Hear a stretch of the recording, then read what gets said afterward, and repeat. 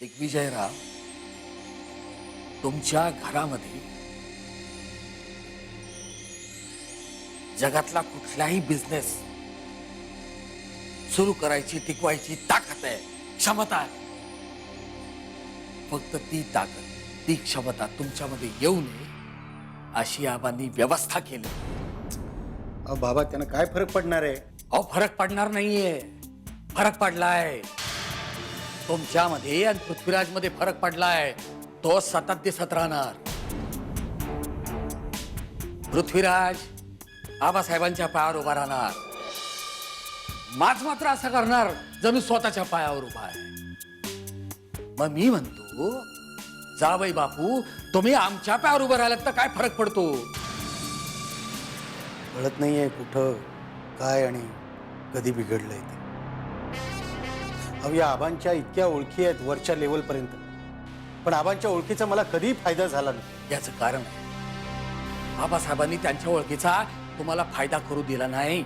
अहो, आबासाहेब इनामदारांना अख्खी दुनिया ओळखते. चुकीचं बोलत आहात तुम्ही. या जगात असा एकच माणूस आहे जो आबासाहेबांना ओळखत नाही. कोण? राजवाडे, चंद्रशेखर राजवाडे.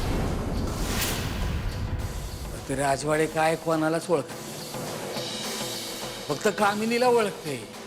या कामिनीला आम्ही ओळखत नाही. काय जावाई बाप्पू? पुन्हा चूक करताय. आत्ताच बातमी आली आहे की राजवाडे बरे झाले.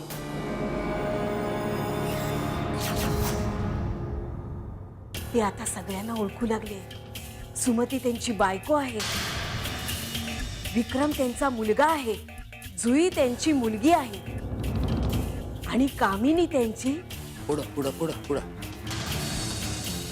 परंतु आबासाहेब इनामदार म्हटल्यावर त्यांनी कोण आबासाहेब असं विचार. म्हणजे राजवाडे बरे झाले? होय. घ्या. म्हणजे या गोष्टीची खबर तुम्हाला नाही? अहो, पण हे कसं शक्य आहे? आबांना सोडून ते सगळ्यांना ओळखतात? काय नाही हो, ते वादळ पुढे ढकलतायत. म्हणजे वादळ? कसलं वादळ? सुनामी म्हणा, सुनामी. घोंगावत येते ते. माझे शब्द ध्यानात ठेवा. ज्या दिवशी राजवाडे आबासाहेबांच्या समोर येऊन उभं राहते, ज्या दिवशी राजवाडे आबासाहेबांच्या समोर उभं राहून त्यांना ओळखतील, नुसत्या फोटोग्राफरना बोलवू नका. वाहिन्यांना आमंत्रण द्या कव्हरेजसाठी. कारण त्या दिवशी आबासाहेब इनामदाराचा चेहरा पाहण्याला एक झाला असेल. पण का? पण का? या प्रश्नाचं उत्तर येणारं वादळ असते. या वादळामध्ये सगळे प्रश्न उडून जातील आणि हाताशी एकच असेल, तुमच्या काचं उत्तर. सागर, सध्या कंपनीत बरेच प्रॉब्लेम चालू आहेत आणि ते सॉल्व्ह करण्यासाठी कंपनीत कोणी लीगल ऍडवायझर सुद्धा नाही. शिवाय लीगल डॉक्युमेंट्सवर सह्या करण्यासाठी सुद्धा कोणी नाही. अशाने कामं खोळंबून राहील. मला कल्पना आहे, तरी तू काही करत नाही. माझे प्रयत्न चालू आहे. मला मान्य आहे विक्रम की हे सगळं लवकरात लवकर व्हायला पाहिजे, नाहीतर आपल्या कंपनीचं खूप मोठं नुकसान होईल. एखादं नाव सुचव ना. नाव? विक्रम, माझ्या मते नावापेक्षा विश्वास जास्ती महत्वाचा आहे. कारण या पोस्टसाठी विश्वासू व्यक्ती हवी. अर्थात अनुभव सुद्धा तितकाच महत्वाचा आहे. विक्रम, माझ्या डोळ्यासमोर एक नाव येत आहे बघ. म्हणजे ती हुशार आहे, कर्तबगार आहे, एक लीगल ऍडवायझर म्हणून या क्षेत्रातला तिचा अनुभव सुद्धा दांडगा आहे. म्हटलं तर विश्वासू सुद्धा. एक मिनिट सागर, तू जर कामिनीचं नाव घेणार असशील तर आत्ताच थांब, नाहीतर मी कंपनी सोडेन. Come on Vikram, this is not professional attitude. Yes, हे बघ, आपण एका कंपनीत काम करतो तेव्हा वैयक्तिक हेवे दावे आपण बाजूला ठेवले पाहिजे. जर ती व्यक्ती आपल्याला मदत करायला तयार असेल तर मग आपल्या पर्सनल गोष्टी बाजूला ठेवून आपण तिची मदत घेतली पाहिजे. मलाही तेच वाटतंय. सॉरी, मी तुम्हाला ओळखलं नाही. हे माझ्या बहिणीचं मिस्टर उदयवान. मिस्टर सागर. खूप बरं वाटलं तुम्हाला भेटून. मलाही खूप बरं वाटलं तुम्हाला भेटून. म्हणजे सांगायची गोष्ट ही की तुमचं थिंकिंग खूप चांगलं आहे. म्हणजे मला खूप पटलंय, खरंच खूप पटलंय मला. आणि विक्रम, तुलाही हे पटायला हवं. नाही पडत मला. तू कंपनीच्या बाजूने विचार करून बघ ना. म्हणजे तुला सगळं पटेल. एकदा फक्त कंपनीच्या बाजूने विचार कर. म्हणजे तू पार्ट आहेस ना कंपनीचा. म्हणजे मला तरी असं वाटतं की कामिनी शिवाय या पोस्टला ऑप्शन नाही.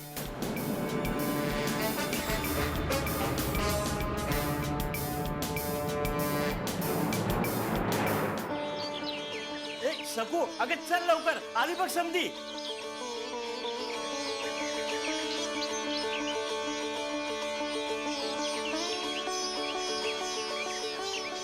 चल बिगी बिगी.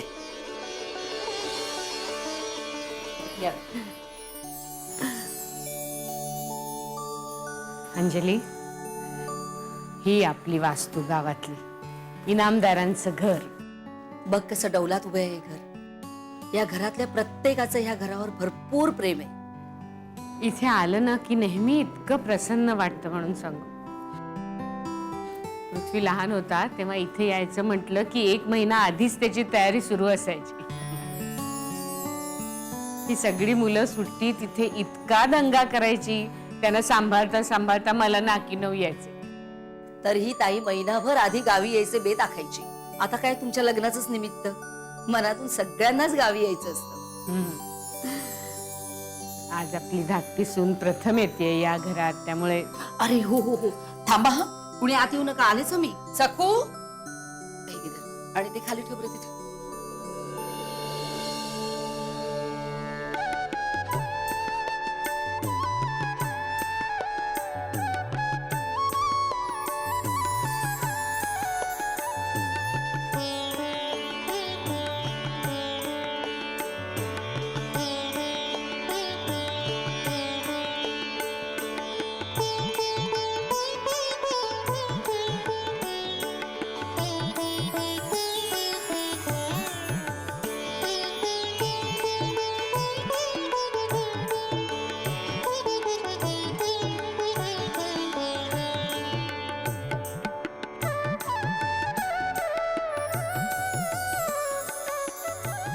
या मापूल आणतेस ना?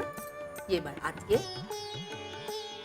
या वास्तूचे आणि या घरातल्या सगळ्या वडीलधाऱ्यांचे आशीर्वाद तुमच्या संसाराला लागू देत. या.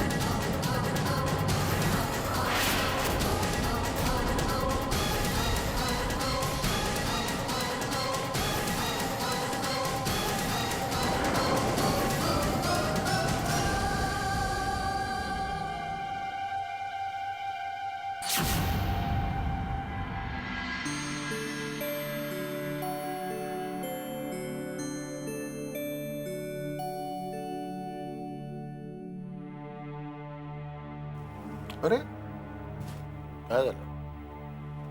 काय सकाळी सकाळीच? का पत्नी शहराच्या बाहेर असल्यामुळे जाताना बजावून गेलेली आहे की मी येईपर्यंत तुम्हाला जबरदस्तीने रोज उठवायला कोणी नाही तेव्हा स्वतःच उठत जा म्हणून काळजीने उठलात? काय आहे? तसं नाही आबा, थोडंसं काम होतं तुमच्याकडे.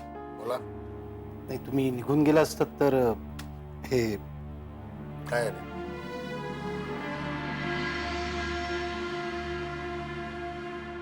वॉटर प्रोजेक्ट चांगलं आहे की? डोक्यातलं खूळ अजून गेलेलं नाही. असू दे असू दे, हरकत नाही. विचार करत राहा, जरूर विचार करा. परंतु त्याच्यावर आम्ही सही करूच अशी काय अपेक्षा करू नका. किंवा बघू, नंतर विचार करू आणि मग बघू. ठीक आहे, सही कराल अशी अपेक्षा करतो. अपेक्षा दिग्विजय राजे आमच्याही तुमच्याकडून बऱ्याच होत्या संपूर्ण आतापर्यंतच्या तुमच्या आयुष्यामध्ये, पण त्यातली कुठली अपेक्षा तुम्ही आमची पूर्ण केली जरा सांगू शकाल का? नंतर बघू.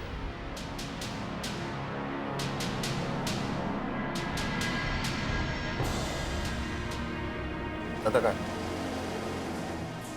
एक विचारायचं होतं तुम्हाला. बोला. गार्गीचं काय झालं? नाही म्हणजे लोक आम्हाला विचारतायत, काय उत्तर द्यायचं आम्ही? परवा हर्षवर्धन काका सुद्धा विचारत होते गार्गीच्या तपासाचं काय झालं. आबा, गार्गी कुठे आहे? गार्गी कुठे आहे? आपल्या बहिणीची तुम्हाला एवढी मोठी काळजी आहे, वडील भाऊ या नात्याने तुम्ही काहीतरी करायला पाहिजे का नाही?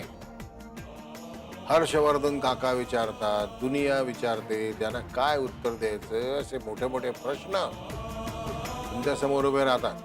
परंतु आपल्या बहिणीचा शोध घेण्याचा विचार इथे कुठे असेल हा तुमच्या मनामध्ये उभा राहत नाही. जबाबदारी घ्या, नुसत्या हक्काने विचारू नका. जबाबदारीने काहीतरी कार्य करा. बहिणीचा शोध घ्या, बघा काही जमतंय का. निघा.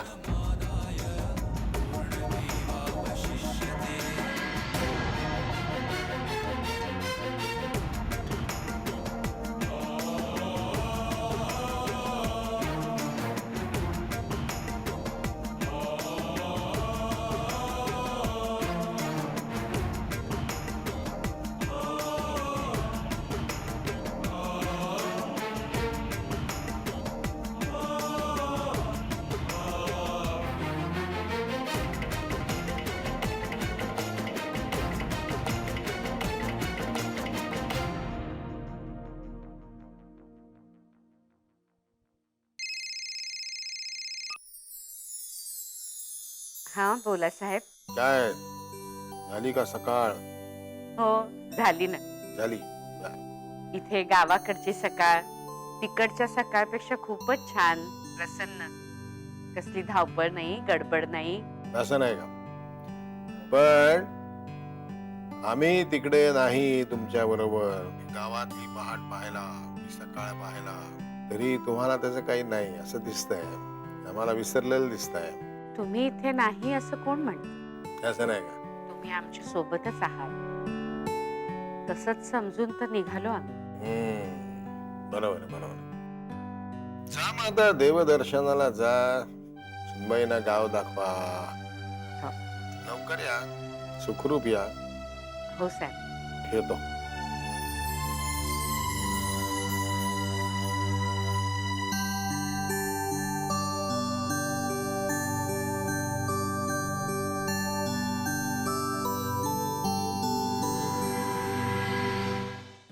आय गेस 15 वर्षांनंतर येतोय मी इथे. खूप दिवस झाले. आधी मी आणि भैया साहेब एक्झाम संपले की लगेच गावाला पळायचो. आबा पण यायचे. आजकाल आबा खूप बिझी झालेत, पण मजा यायची ना तेव्हा. कोणाचा फोन होता आई? साहेबांचा. विचारत होते सकाळ झाली का. आता आबा रेस्टलेस झाले असतील. एकटे आहेत ना, आपण सगळेच इथे होतो. हो ना. आता सारखे फोन करतील बघ. हे दाखवलं का, ते दाखवलं का, ह्यांना भेटलात का, देवदर्शन व्यवस्थित झालं का. हा.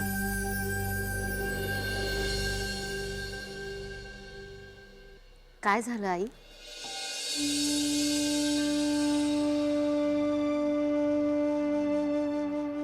या घरात आले ना की सगळा भूतकाळ डोळ्यासमोर उभा राहतो. अंजली, आज आबासाहेब इनामदारांना सगळा महाराष्ट्र ओळखतो. पण हे नाव फक्त या गावाला माहीत होतं ना, तेव्हापासून मी ओळखते त्यांना. खूप हलाखीची परिस्थिती होती त्यावेळेला त्यांची. धाकट्या भावा बहिणीची जबाबदारी होती. त्यांनी शपथ घेतली, शून्यातून जग निर्माण करेल. रात्रंदिवस मेहनत केली, काबाड कष्ट केले, पैशाची जमवाजमव करून एक फॅक्टरी सुरू केली. पृथ्वी, फॅक्टरीत अनेकदा कामगारांचा तुटवडा असायचा. महामालकच कामगार बनायचा. कितीतरी संकट आली, पण कधीही कुणापुढे लाचारीने हात पसरला नाही. सगळ्या संकटांचा स्वाभिमानाने सामना केला. बरोबर हा गुण पृथ्वीनं तंतोतंत उचलला. आणि आज साहेब किती जणांचं दैवत बनलं. सतत कुणाचं तरी भलं व्हावं यासाठीच धडपड चालू असते त्यांची.